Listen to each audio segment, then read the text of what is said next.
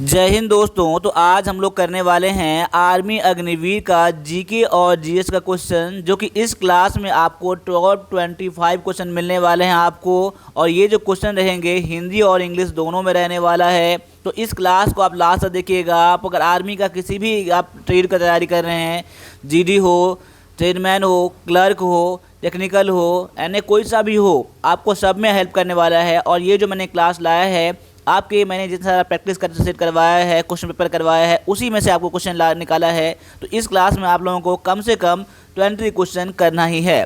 तो चलिए स्टार्ट करते हैं आज के पहले क्वेश्चन से। तो पहला क्वेश्चन देख सकते हैं कि मायोपिया शब्द किसे संदर्भित करता है।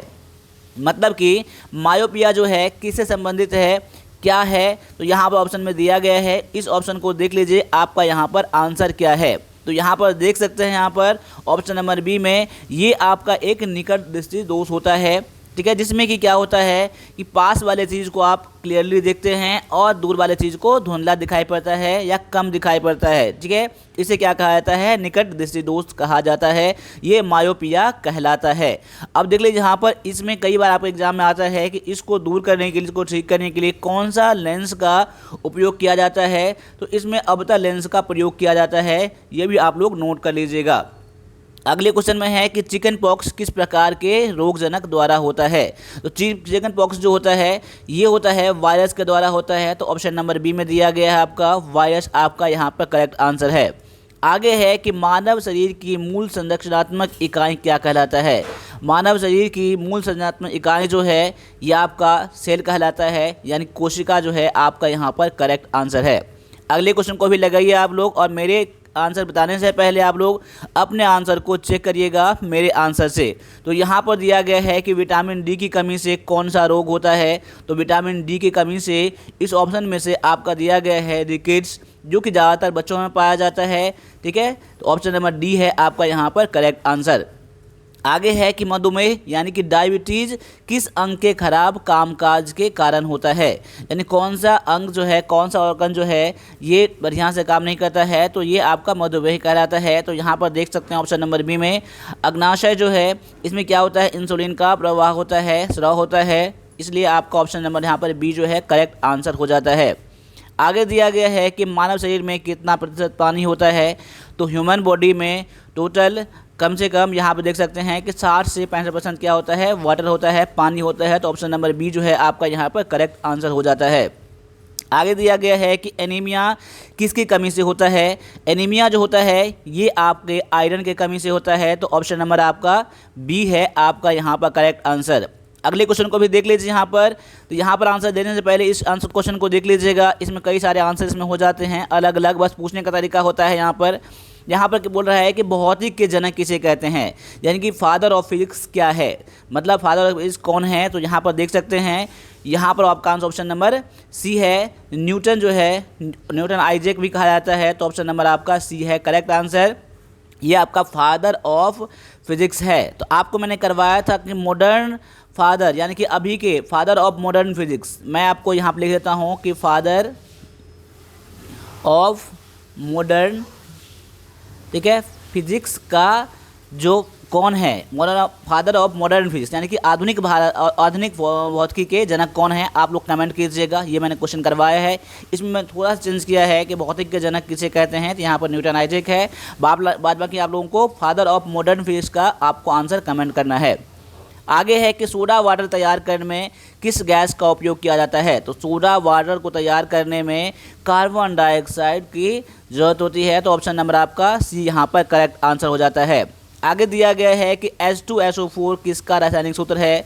तो H2SO4 जो है आपका ऑप्शन देख लीजिएगा, जहाँ पर आपको लगे तो टाइम लेना है तो वीडियो को वहाँ पर आप पॉज कर सकते हैं। तो यहाँ पर देख सकते हैं ऑप्शन नंबर सी में दिया गया है सल्फ्यूरिक अम्ल, आपका आंसर करेक्ट यहाँ पर हो जाता है। तो यहाँ पर आपको क्लास अच्छा लग रहा है तो क्लास एक बार लाइक कर दीजिए, और चैनल पर पहली बार हैं चैनल को सब्सक्राइब भी आप लोग कर दीजिए, ताकि आपको ऐसे ही क्लास मिलता रहे। आगे दिया गया है कौन सा हार्मोन शरीर में रक्त का शर्करा के स्तर को नियंत्रित करता है, यानी कि ब्लड शुगर को लेवल को ये मेंटेन करता है, रेगुलेट करता है। तो यहाँ पर देख लीजिए आपका आंसर क्या है। तो यहाँ पर देख सकते हैं ऑप्शन नंबर आपका सी जो है ना, ए जो है ना आपका यहाँ पर करेक्ट आंसर हो जाता है। आगे दिया गया है कि लाल रक्त कोशिकाओं का मुख्य कार्य क्या है, यानी कि रेड ब्लड सेल यानी कि आरबीसी का जो है मेन कार्य क्या है, मेन फंक्शन क्या है। तो यहाँ पर देख सकते हैं ऑप्शन में, ऑप्शन नंबर बी में ऑक्सीजन का परिवहन, इसका ट्रांसपोर्टेशन ऑफ ऑक्सीजन, ये आपका इसका मेन फंक्शन है। ऑप्शन नंबर आपका बी यहाँ पर करेक्ट आंसर हो जाता है। आगे दिया गया है कि मानव मस्तिष्क का कौन सा हिस्सा, यानी कि ह्यूमन ब्रेन का कौन सा पार्ट है जो सांस लेने और दिल के धड़कने जैसी अनैच्छिक क्रियाओं का नियंत्रित करता है। जो ऑटोमेटिक काम होता है, जो हम लोग नहीं सोचते हैं, ऑटोमेटिक होता रहता है। क्या दिल को धड़कना हम लोग सोचते हैं, नहीं सोचते हैं, सांस लेना सोचते हैं, ऑटोमेटिक होता रहता है। ये कौन सा हमारे ब्रेन का हिस्सा है, ब्रेन का पार्ट है जो ये कंट्रोल करता है, तो ये करता है control medulla oblongata. Option number आपका यहाँ पर बी करेक्ट आंसर हो जाता है। आगे दिया गया है कि कौन सा भोजन विटामिन B12 का सबसे समृद्ध स्रोत है। तो यहाँ पर देख सकते हैं B12, यहाँ पर देखिए ये ऑप्शन में यहाँ पर कंफ्यूज नहीं करना है। यहाँ पर क्वेश्चन क्या है, तो सबसे समृद्ध यानी कि सबसे रिचेस्ट सोर्स ऑफ विटामिन 12। देखिए यहाँ पर वैसे भी आपको दूध मिल जाता है, विटामिन डी, ठीक है ना। अब यहाँ पर देख लीजिए सबसे जो बेस्ट है आपका ऑप्शन नंबर बी में, मछली में विटामिन 12 पाया जाता है। तो आपका आंसर ऑप्शन नंबर यहाँ पर बी दिया गया है, जो सबसे अच्छा स्रोत है। अंडा में भी पाया जाता है, ठीक है, विटामिन आपका विटामिन B12 पाया जाता है, लेकिन सबसे अधिक पाया जाता है वो आपका ऑप्शन नंबर बी है आपका करेक्ट आंसर। आगे है कि आयोडीन की कमी से कौन सी स्थिति होती है, कौन सी रोग होता है। तो विटामिन डी की कमी से विटामिन, यहाँ माफ़ कीजिएगा, यहाँ पर थोड़ा सा क्वेश्चन मिस्टेक हो गया है। तो यहाँ पर मैं लिख देता हूँ कि आयोडीन की कमी से कौन सा रोग होता है, आयोडीन की कमी से कौन सा रोग होता है। तो यहाँ पर देख सकते हैं कि ऑप्शन नंबर ए में घेघा जो है यानी कि गोइटर जो है, थायराइड भी कहीं पर कई बार ऑप्शन मिल जाएगा आपको, थायराइड, ठीक है, तो वो भी आपका आंसर हो जाएगा। यहाँ पर आपका आंसर ऑप्शन नंबर आपका ए। आगे दिया गया है कि BCG टीका किस बीमारी को रोकने के लिए उपयोग किया जाता है। तो BCG का जो वैक्सीन है, BCG का वैक्सीन है, ये आपका TB को रोकने के लिए यानी तपेदिक को रोकने के लिए ये यूज़ किया जाता है। तो ऑप्शन नंबर आपका बी यहाँ पर करेक्ट आंसर है। अगले क्वेश्चन को भी आप लोग लगाइए, क्वेश्चन को पढ़ लीजिए। क्वेश्चन ये है कि इनमें से कौन सी बीमारी प्रोटोजोआ के कारण होता है। तो प्रोटोजोआ के कारण से होने वाले बीमारी जो है यहाँ पर ऑप्शन नंबर देख सकते हैं, ऑप्शन नंबर ए में मलेरिया जो है आपका यहाँ पर करेक्ट आंसर है। आगे दिया गया है कि पेलग्रा किसकी कमी से होता है। तो पेलग्रा जो होता है ये आपका नियासिन यानी कि विटामिन B3 के कमी से होता है। तो ऑप्शन नंबर आपका सी यहाँ पर करेक्ट आंसर है।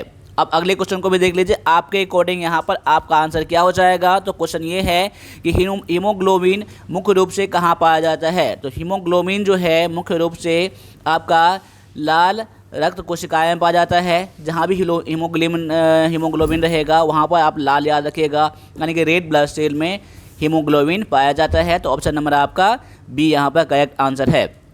आगे है कि पृथ्वी की पपड़ी में सबसे प्रचुर मात्रा में पाए जाने वाला तत्व कौन सा है, यानी कि सबसे अधिक जो पाया जाने वाला एलिमेंट है अर्थ के क्रस्ट में वो कौन सा है। तो ये ऑक्सीजन पाया जाता है। तो ऑप्शन नंबर आपका ए यहाँ पर करेक्ट आंसर है।